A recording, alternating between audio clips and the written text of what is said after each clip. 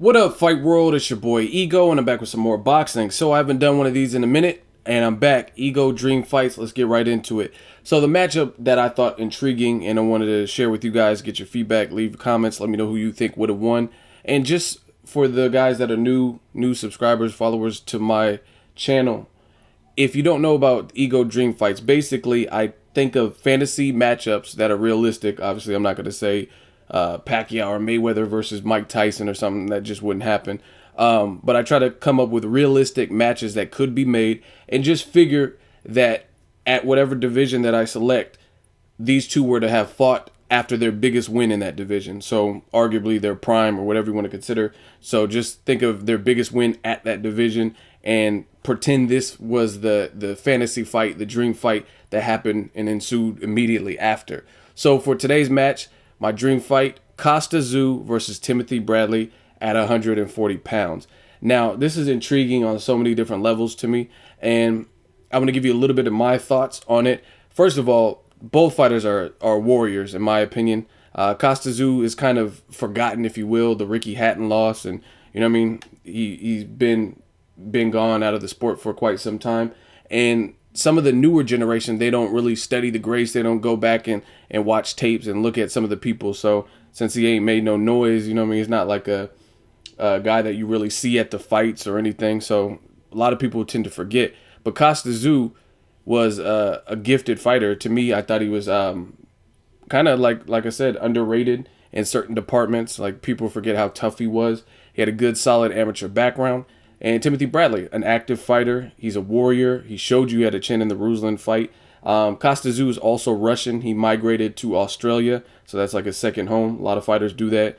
Lucien Bute migrated to Canada. A lot of Haitians and different things like that. So as far as Kostya Tszyu, same situation. Born in Russia, migrated and adopted Australia, and fought for them as well. In general, you know what I mean, as depicted in movies like Rocky IV, these Russians are tough. They're tough. They grow up hard oftentimes. And, you know what I mean, they mean business.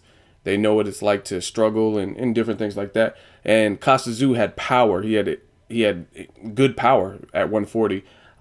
If you've seen the Zab Judah fight and seen how Zab Judah's legs was, Zab tried to contest it and act like he wasn't, like he was going to regain himself. But I don't know. It was looking bad based on how his legs looked when he tried to get back up. I think he tried to get up way too quick. He should have took like an 8 count and tried to get up, and then he still would have been in bad shape, but maybe not as bad as immediately trying to get up. And that clip's floating around on YouTube. It's a good fight to me. 140, Timothy Bradley almost cleared out 140, minus like maybe an Amir Khan.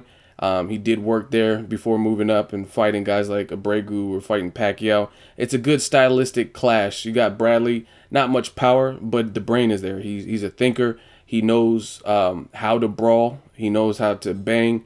He knows how to box intelligently, as depicted in the Marquez fight. Frustrate you. He's faster than people give him credit for.